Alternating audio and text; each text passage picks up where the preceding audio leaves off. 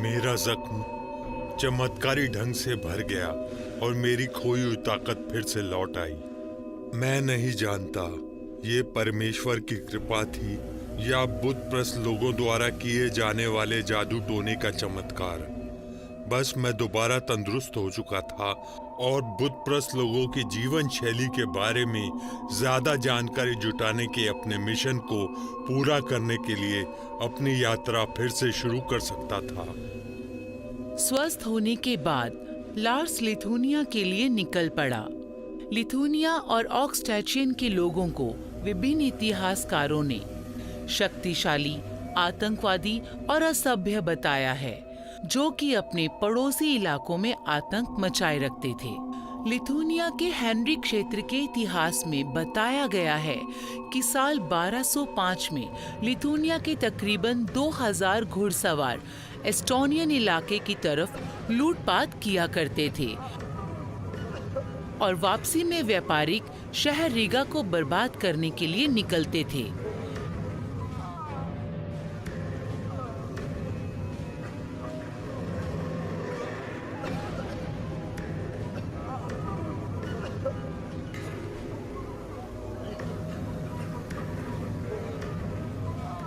इतिहास के पन्ने पलटने से मालूम पड़ता है कि लिथुनियन के वासी मरने से नहीं डरते थे। उनके लिए युद्ध में जान गंवाना सम्मान की बात थी। दुश्मन के सामने आत्मसमर्पण के बजाय कभी कभी वो खुद की जान ले लिया करते थे। और ये बात ईसाई मत से बिल्कुल उलट है। ईसाई मत के अनुसार आत्महत्या करना बहुत भयानक पाप है और किसी ईसाई के लिए इससे बड़ा अपराध हो ही नहीं सकता। ईसाई धर्म योद्धाओं द्वारा दी जाने वाली धमकियों ने मिंडोगस के शासकों को लिथुनिया और ऑक्सटेशियन के राजाओं को हराने के लिए उकसाया, जिससे इन देशों को मिलकर लिथुनिया की एक विशाल डची बनाया जा सके। मिंडोगस ने ईसाई धर्म को अपनाया और पोप इनोसेंट IV के आशीर्वाद से उसे बादशाह का ताज पहनाया जाता। हालांकि फिर उसे पड़ोसी ईसाइयों द्वारा दी जाने वाली सैन्य धमकियां मिलनी कम हो चुकी थी। उसने अपनी नई आस्था को त्याग दिया और अपने इलाके के सभी भिक्षुओं और धर्म गुरुओं को समाप्त कर दिया। इसके गौरवशाली दिनों के दौरान 15वीं शताब्दी में विशाल डची अपने महत्वपूर्ण सेना के संग यूरोपियन राज्यों का सबसे बड़ा राज्य बन गया था, जिसने विभिन्न धर्मों, भाषाओं और संस्कृतियों को एक साथ मिला लिया।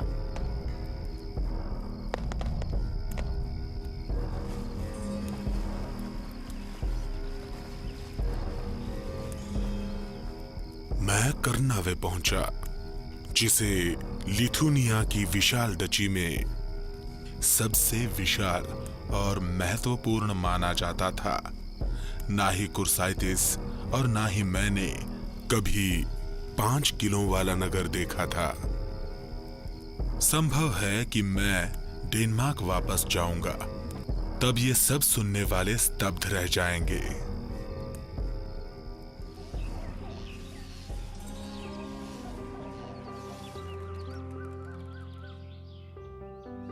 पाषाण युग से ही कर्नावे की जनसंख्या काफी अधिक थी। मध्यकाल की अन्य बस्तियों की तरह यहाँ पर सुरक्षा दीवारें नहीं थी, किंतु मर्शी नदी के निकट दलदली भूमि थी। अपनी इस लाभकारी भौगोलिक स्थिति के कारण ये नगर सुरक्षित था। शांतिमय समय के दौरान यहाँ के निवासी किले के नजदीक बने गांव में रहते थे। संभावित घेराबंदी के दौरान किले में सुरक्षित स्थान की तलाश की जा सकती थी, जहां हर स्थान पर 300 लोग रह सकते थे।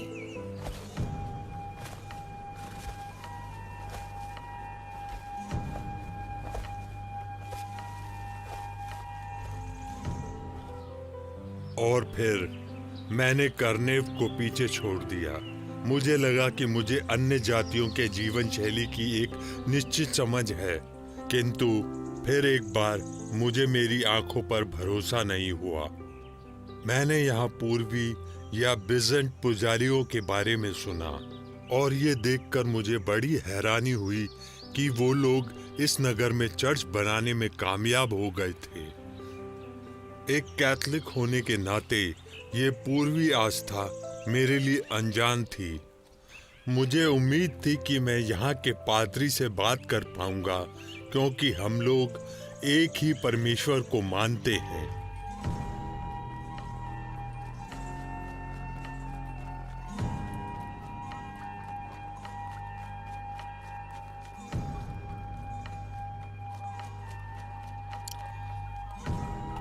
लेकिन यहाँ का पादरी मेरे खिलाफ भड़के अपने गुस्से को नहीं रोक पाया।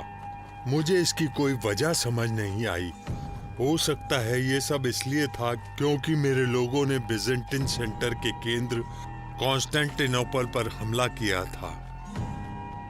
शायद वो हर कैथलिक पर ऐसे ही गुस्सा होते होंगे, लेकिन सच में मैं भी नहीं समझ पा रहा हूँ, या मैं हमारी उस हरकत को सही ठहराने में सक्षम नहीं हूँ। लेकिन हाँ का मतलब हाँ। मैं कर्नवे में कुछ घोड़े खरीदने में कामयाब हो गया, जिससे हमारी आगे की यात्रा आसान और तेजी से पूरी हो पाएगी। मैंने वो वस्तुएं भी खरीद लीं जो मेरे दिमाग में थीं। घोड़ों का व्यापारी अपने नजदीकी इलाकों में काफी मशहूर था। उसने मुझे मशवरा दिया कि मुझे उत्तर की तरफ जाना चाहिए, जहां काफी शाही महल मौजूद हैं और जहां और शानदार नदी बहती है जिसका नाम दाउगावा है।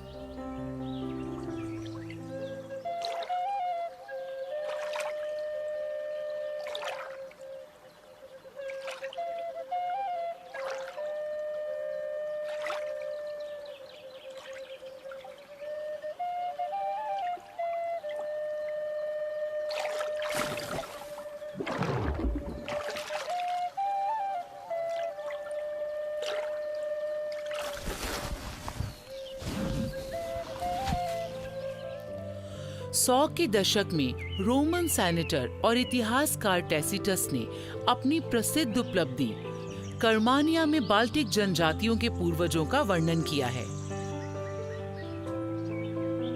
वो अनाज और पृथ्वी पर पाए जाने वाले अधिकतर फल उगाते थे और आमतौर पर आलसी जर्मनों की तुलना में अधिक इच्छा शक्ति और धैर्य से काम किया करते थे,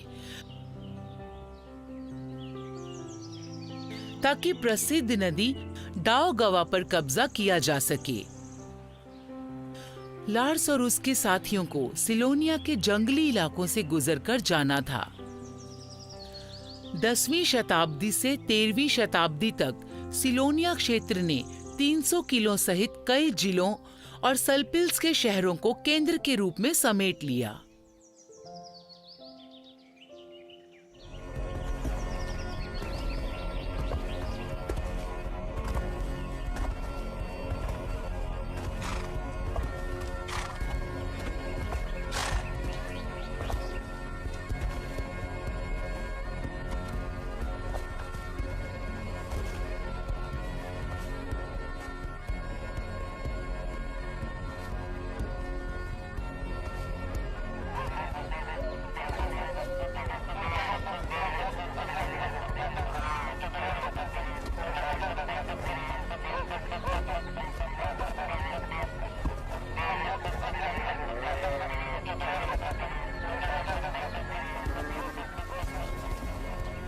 सिलोनिया में मैंने कुछ अविश्वसनीय घटनाएं देखी जो ईसाई धर्म में असंभव थी।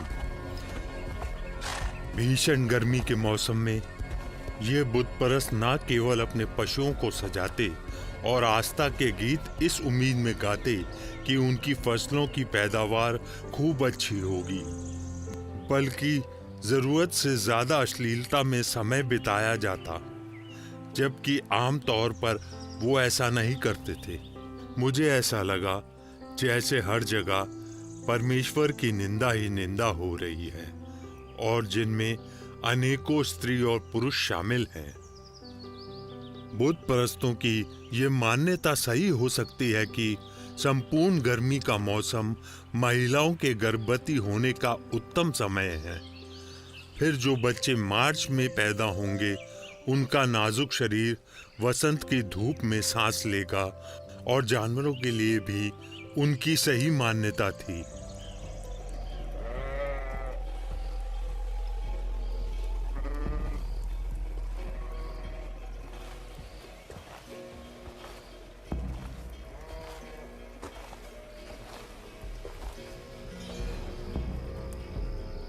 संक्रांति उत्सव के रहस्य और उसे जीवंत बनाने के लिए विभिन्न प्रकार की सहायता ली जाती है। एथनोग्राफिक अनुसंधान और लोगों की धारणाओं से पता चलता है कि बाल्टिक जनजातियों को नशीले पौधों का काफी गहरा ज्ञान था। चारागाहों में दुनिया की सबसे नशीली मशरूम को उगाया गया। यहाँ के जंगलों में रेड फ्लाई मशरूम भरपूर मात्रा में पाई जाती थी, जो कि सामी शामन्स और वाइकिंग में बहुत पसंद की जाती थी। संभव है कि भांग, बुरॉट, पोस्त, मगवॉट, मार्श, लेब्राडोर टी, हैनबेन और बेलाडोना को भी रीति रिवाजों में दवा के तौर पर इस्तेमाल किया जाता था। हालांकि बाल्टिक जनजातियों के लोक वनस्पति विज्ञान के बारे में और अधिक शोध की आवश्यकता है।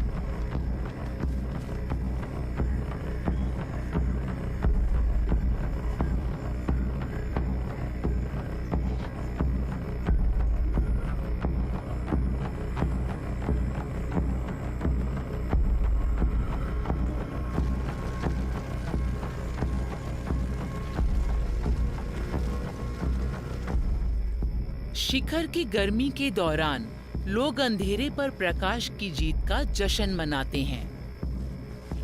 अग्नि को सूर्य, जिंदगी का देवता, उपजाऊपन, गर्मी और स्वास्थ्य का प्रतीक माना जाता है। साल के सबसे लंबे दिन और सबसे छोटी रात के दौरान लोगों ने शुद्धिकरण के अनुष्ठान में भाग लिया, जो नए जीवन का प्रतीक और मौत के खिलाफ एक संघर्ष है। इस महोत्सव में समाज के सभी समूहों का स्वागत किया गया। अपने आसपास की अलौकिक शक्तियों को बुलाने के समय सभी के साथ समान व्यवहार किया गया।